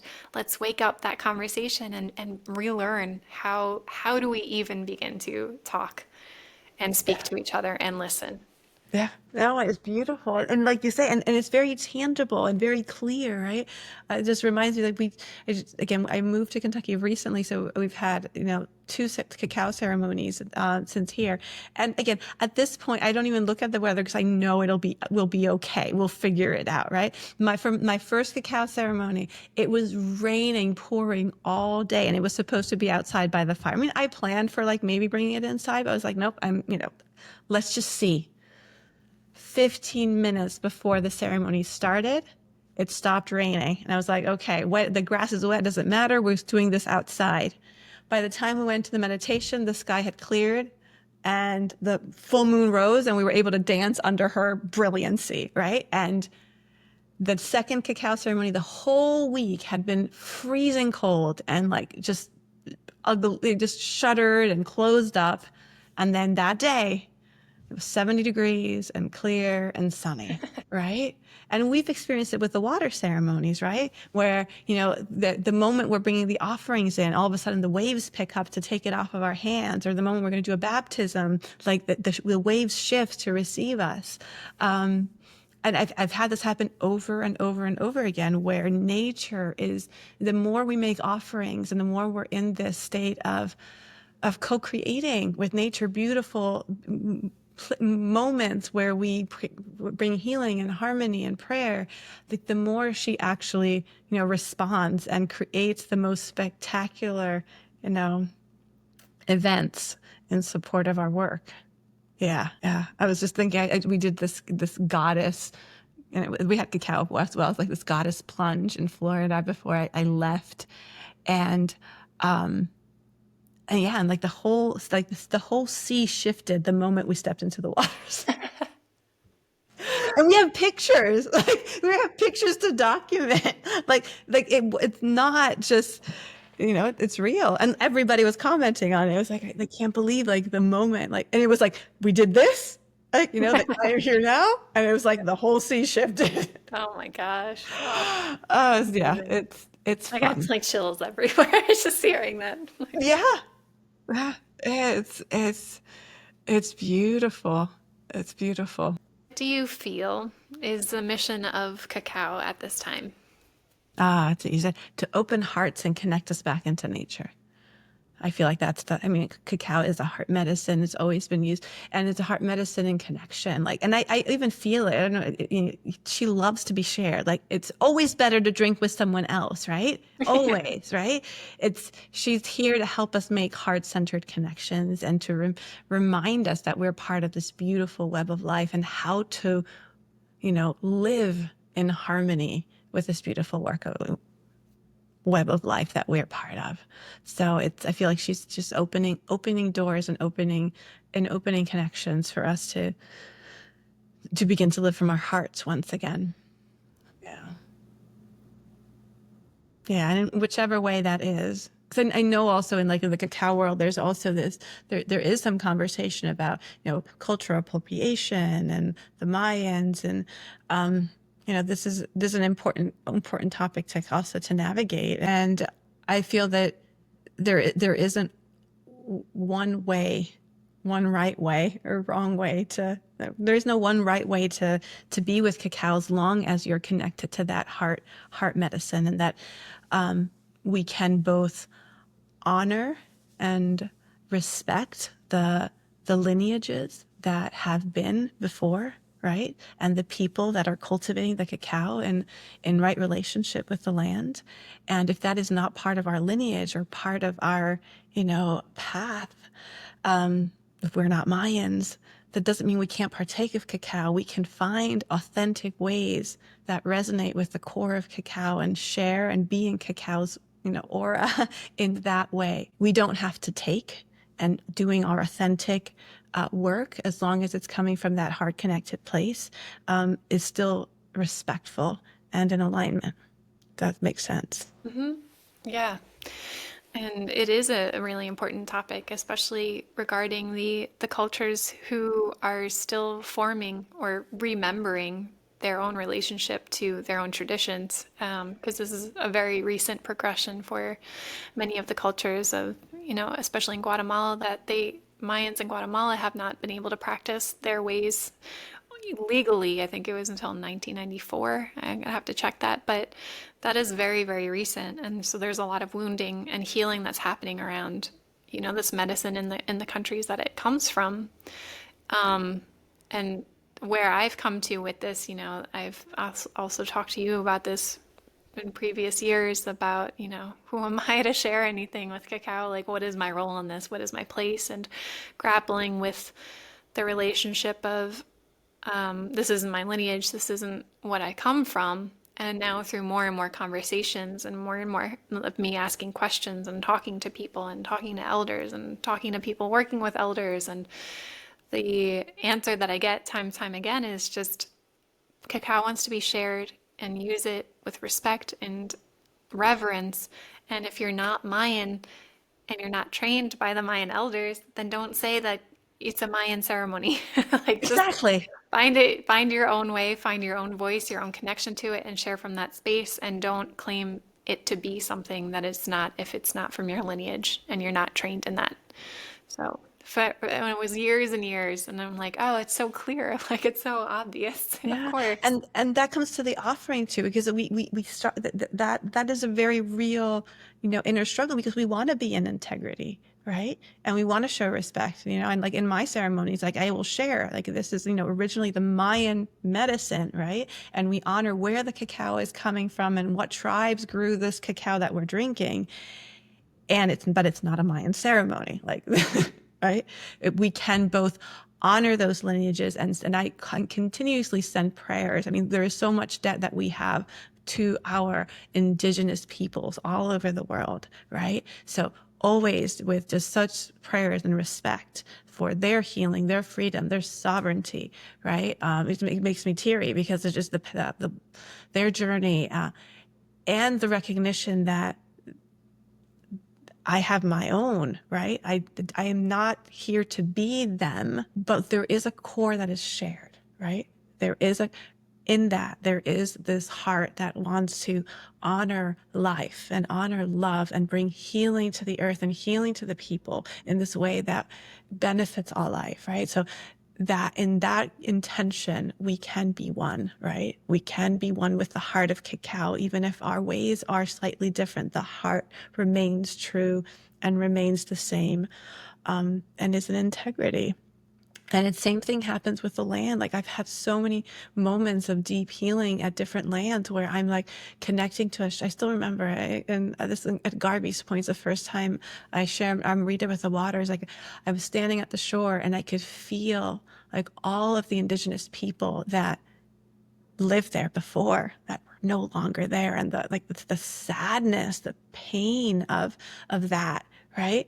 Of this land not being tended to because we had driven out its caretakers, right? And who am I to come here, Occidental white woman, to offer into these shores, right? And while still feeling like the bloodless lineage at my back saying, this is what you're here to do, right? And it's that integration of that, the honoring of the wound, the honoring of the past and what is done and what is not right. It's not the looking away, it's holding that, right?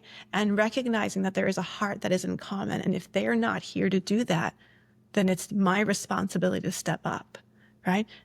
And that is also part of the restoring of the balance, right? It's not taking over because I'm a rescuer, right, or a savior, right?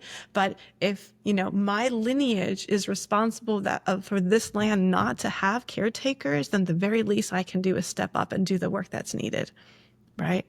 It's not about being a fraud. It's about actually taking responsibility for what's needed and bringing your heart to it, and it is needed. Yes. That's very, very powerful and very beautiful. And I would love to know your perspective too, especially since this is a very, it's a very big and heavy, can be heavy topic. Oh, it is a heavy topic. The notion that, yes, of what you said, since I am part of the lineage who has contributed to these people now, the caretakers being like exiled from this land, or, taken away from this land. I'm here now. So if I'm here now, then it is my work to do here to show up in this way, because I can open the door. I can open the door to love to flow in. And what is your perspective on this notion that I think it was in Braiding Sweetgrass, where she says, when you begin to live in harmony with the land, you become indigenous to that land. And just accepting that after all of these years and growing up, especially on Long Island, where there is a very rich history of Native American tribes that lived here, and always hearing like, the colonizers are coming in and this isn't your land. This was originally somebody else's land. But how many years also what that does to the people who now live on the land, because there is this separation where we're not taking care of it because this wasn't even our land. We just took it. And, where does that leave the people who actually live here and that connection, that kind of scarring that we have in relationship to the land? So I think, what is your perspective on allowing yourself to become indigenous to the lands that you live on? Like, what is maybe, and this could be a big conversation, but it's something that's beginning to stir within me. And I feel there is sensitivity around it because it's like, you can't say that you're indigenous to these lands because you aren't the indigenous people. But where is the line where you can say, I tend to these lands and allowing myself to be indigenous somewhere? Okay. Trying to see how to bring this through. For this work, we need to be multidimensional. Okay, we need to recognize there are different layers, right? The core truth is that we are indigenous to the earth. We always belong, and if we're on a land, like, this is where we're meant to be, right? And this is one of the things that, again, with the blood mysteries has really come online, is the sense of just belonging wherever I am, especially as someone that has been transplanted by not necessarily choice of my own all over the place, right? So that is a core truth that we are here, all of us, to unveil and remember that we are a part of the earth, always. And it doesn't really matter exactly what land, because then comes the attachment to this land only, right? Like, I'm only connected to this land. And the truth is, no. Like, when we do that inner work and we've opened those channels, we begin to realize that all of the earth, doesn't matter where I go, is it that I'm, going there for a day, or, I lived there for 10 years, like, I am part of that, right? Just like a wolf is part of the forest as it travels through, even if it's not its native forest, it's still part of that landscape, right? So there is that core truth. I think there is truth that if you are on a land for set amount of time, and you feel that connection in your own being, you can feel indigenous to that land. You can feel part of that land. Where we are as a society is that probably cannot be expressed in that way, not because it's not true, but because it's still an open wound, right? And right now, the focus needs to be on the healing of our indigenous people, because the resources haven't been there. Right? So yes, it's true that kind of mentality, if I'm indigenous and you're not, is also creating a wound, right? And all of us that are not technically indigenous to the land, like, that is true. So it's treading softly as we remember our belonging to the land. Treading softly, maybe finding another word, right? Because we don't have to use the word indigenous.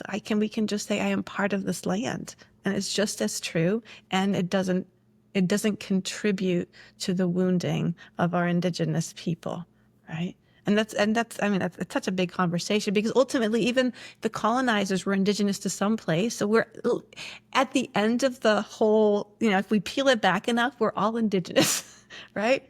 And we're all mutts at this point. Like, none of us is just one thing, right? We have this gift of being part of, being able to look at our DNA, and we begin to see, like, we have bits and pieces of us and our ancestry that are from all over. So the bigger question is, I feel like the bigger remembrance that is being asked of us now, in this world that is so globalized, is that it's not necessarily about one particular land. It's being, a citizen of the earth, part of Gaia, wherever that may be. Does that answer your question? Absolutely, yeah. I think it's a very beautiful and sensitive answer to it, because it's a really big topic to share about. And I I think you touched on a really powerful part of like, yeah, there's still the Indigenous people still are healing. So allow them the space, allow them the compassion to really know themselves again, to grieve, to be angry, to express themselves and hold that with love and compassion and understanding. And then allowing that bridge to your own personal, yeah, being a global citizen of like just take care of your land, the land that you're on. You're somewhere on the earth, on planet Yeah. Earth here. And how are you tending to the space that you live in? Even if it's an apartment, in your house, or you're still connected at some point to the sky, to the air, to the sun, to the weather around us, to your feet on the ground as you travel. Yeah, and I feel like these medicines allow us to kind of get that bigger picture overview and hold the different realities. It doesn't have to be one. Like all these things can be true simultaneously, right? And there's plenty going on in the world that is not right yet, right? But also needs to play out its arc, right? Just like inner healing takes time, the healing of society takes time, right? So, just as we hold ourselves with grace, being able to, hold our inner healing journey and the global journey with compassion and love and tenderness and trust, right? That it's all flowing in the right direction. Yes. Yeah. A lot of trust. A lot of trust. And I feel like that's such a big part of, again, the medicines and what we're all here to do. And this is a huge invitation to all the listeners, is that one of the biggest things we can do right now is hold that higher vibration. Right. And this is something that Indigenous people know, like even with all the suffering and all the wounding and all that they have been through, they do not forget. They do not stop celebrating, giving gratitude, doing ceremony. And it's so important right now because of the collective chaos and fear and anxiety and hurt, right? For us to consciously anchor moments and spaces where we can connect to gratitude and joy and the vision of what's emerging, of what's possible, the beauty, the harmony, right? We need more and more people actually holding this consciously and amplifying it so that we can shift the perspective, which is not the same as ignoring or bypassing. We can hold these spaces and these states consciously while holding the reality that all of this is happening. But it will not be helped if you were talking about sinking the vibration, right? If we sink into the fear and the sadness and the pain and the desperation, it's not helping anybody that's there either, right? So, yeah, celebrate. Yeah. Beautiful. Well, this leads me to my last question here is, what is your favorite thing about being human these days? I think we've been talking about it the whole time. I think my favorite part of being human is that sense of just connection and oneness with life, right? That sensation. I'm an open water swimmer too, of just being in the middle of the ocean and feeling one with the waves and the sun and the bubbles that are coming up with every stroke, right? Of, being by the fire under the full moon with my heart open with cacao, dancing my heart out, just those moments where I can fully abandon myself and surrender just to the joy of being one with all the life that is within me and around me, that sharing of my joy and my love and receiving that back, through all the elements and in community, it's even better. Like if I can do that with a pot of sisters, like that's just ecstasy and bliss. So yeah, that's my favorite part of being a human. Thank you for sharing. Thank you, thank you, thank you for sharing that. And part of the tradition that we have on this podcast is that the previous guest leaves a blessing for our future guest. So I would love to share the blessing left for you. So allowing yourself just to drop in and receive and know that this blessing is just for you. Yeah, what comes to mind for me to share is a reminder that magic is possible, that at any moment something different can happen than what we expect, and all the change and healing and transformation that can flow. And that there are many, many people out there that are grateful for you sharing cacao, for you sharing that medicine in whatever way you're sharing it. You may not know them or see them, but they're grateful. Thank you. And what's the name of this beautiful being that I'm being blessed by? Moses. Moses. Ah, that's beautiful. Deeply received. And thank you, Moses. That blessing is also, as he said the word magical and a few other things, I was like, I know who this blessing is for. And I know her quite well. And this is very, spot on for you. Beautiful to receive. For sure. And yes, magic is one of my favorite words. Yes. Yes. So I would love to know if it feels resonant for you to share a blessing for our next guest that I can pass along for them. Let me just drop in for a sec.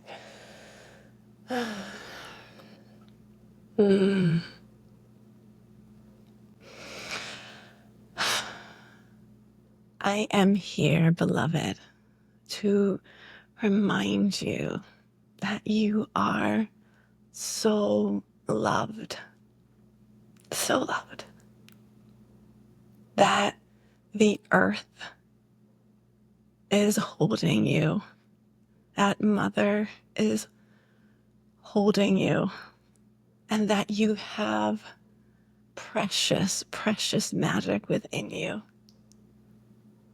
that she is longing to see expressed and shared in the unique way that only you can. She is here through me reminding you to trust your unfolding. You are already wired, right? Created, designed to grow into your full expression. All the guideposts, all the signals already within you. So just trust. And we have a kitty blessing too. Trust in your unfolding sweet soul, and share your magic in the unique way that only you can. For you are loved and appreciated and so, so needed in the world. Well, I just want to thank you so much for your time and your wisdom and your passion and your love. And I will share the best ways to connect with you. But if you just want to share again, you're the best way to get to you. You can connect with me on social media through Instagram or Facebook. A Fascinating Feminine Flow is, the private Facebook group. You're welcome to come in and learn more. And I hold the Blood Mysteries Temple. So if you're interested in learning more about the magic of your womb and working with your womb blood at any season of life, be it that you are currently bleeding or you are a wise woman, there is so much magic in you that it's just wanting to burst out. That that Blood Mysteries Temple has programs and ways for you to really have a direct experience of that magic and learn to listen and explore and live from that place of inner sourcing. So, just reach out. Feel free to email, private message me.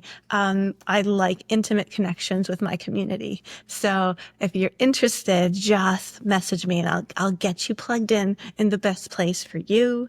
And if you're local to, the Lexington, Kentucky area, cacao ceremonies every full moon. Just come. Beautiful. Yes, yes, yes. Thank you again for your time, for everything that you shared here. And it is always a blessing and a pleasure to be in your presence and receive all of the magic that flows in and around you. And thank you, Alex, sweetheart, for the invitation and for a lovely conversation about all of our favorite things. There's nothing better than talking about all of our favorite things. And a special gratitude to all of our listeners. Thank you for opening your heart, for receiving what has been shared here. And may you continue to open to the magic that cacao offers in your life. And just taking a few minutes as we close space. I like to bring one hand to my heart, one hand to my belly or womb. And as we began, rooting down towards the heart of the earth and rooting up towards the heart of the sky, feeling ourselves now as this beautiful pillar, maybe as a powerful guardian of our land, a steward of our consciousness. Maybe there's more incentive or initiative to show up in a bigger way, and walk the path of reverence, of humility, of love, of compassion for the land that you are on.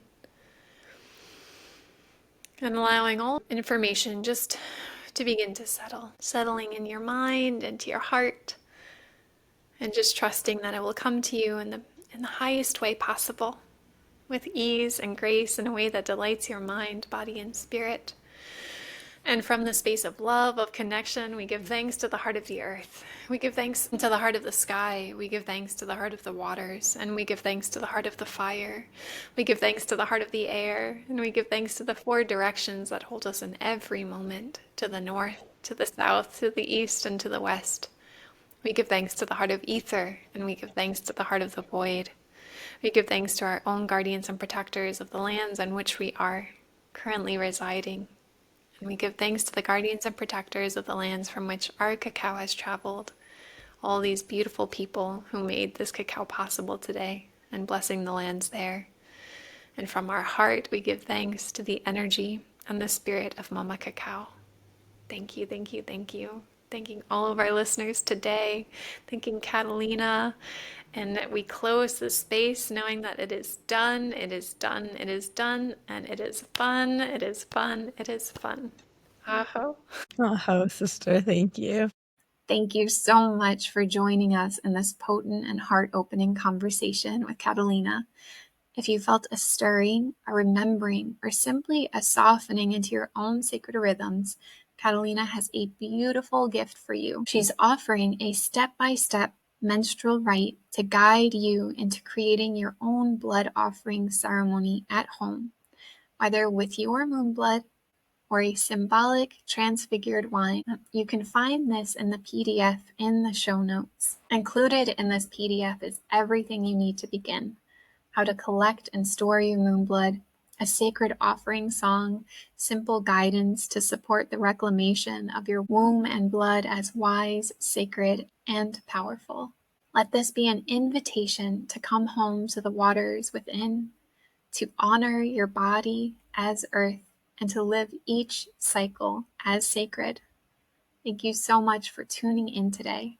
As always, I hope that this conversation nourished your roots just a little bit, awakened your heart into new possibilities so that you can embody more and more of your magic, sipping on what is truly sacred. Until next time.